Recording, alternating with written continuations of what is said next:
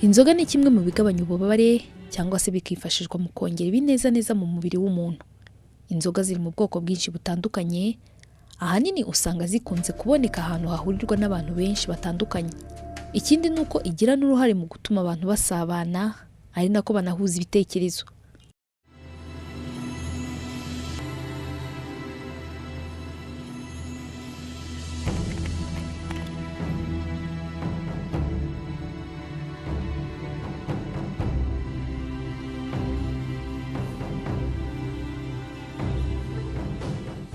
Bamwe ngo basanga inzoga ari kimwe mu bibafasha mu buzima bwabo bwa buri munsi.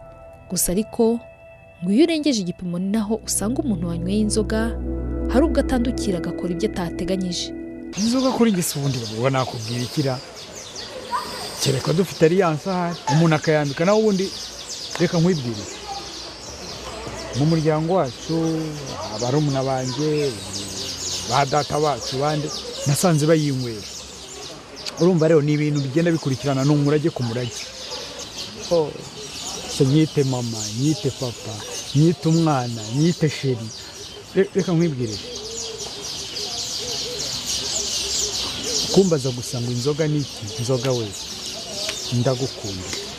Ngizo nzoga zisa n'icyatsi. Izigera ukazisa kuzinywa tukizisoroma bidufitiye akamaro. Ibyo byose tubyitayeho nta gucyaka cyadufata. Iyo nkwe nyinshi ushobora kurogereta cyangwa se ukaba wajya mu bintu bitameze neza. Ushobora kuba wenda ushobora kuyinywa ukarenza ukaba wafata nk'umwana w'umukobwa ku ngufu, ukaba wenda se wagenda ukangiza ikindi kintu usanze ku muhanda, ukaba watera umuntu ibuye. Ariko iyo wayinyweye mu buryo wabashe gutekereza usanga inzoga nta kibazo. Bamwe mu baganga kuri bo ngo basanga ku bantu bakunze kunywa inzoga ziri ku gipimo kinini bakunze guhura n'ibibazo birimo kuba barwara indwara zikomeye. Ikindi ni uko bamwe na bamwe usanga batagifite uburyo bwo gutekereza neza. Gakwaya Albert avuga ko bumwe mu bushakashatsi yakoze ahanini yasanze 60% by'abatuye isi banywa inzoga mu buryo bwo kugira ngo bibafashe kuba bahindura ibitekerezo. Gusa ngo bitewe n'uburyo hari igipimo gifatwa cy'inzoga kiri hejuru. Ikindi kandi ni uko asanga ahanini umuntu yagakwiye gufata inzoga mu kigero kiringaniye, cyane ko bamwe bayifata mu gihe kirekire. Kurota nijoro ukagira ikibazo cyo bita za cauchemar, umunsi ukurikira ukakubera mubi. Wakubera mubi ugagerageza, iyo ubona ibyo bintu bigenda bikubera bibi ugerageza gushaka inzoga ngo zigufashe gusinzira.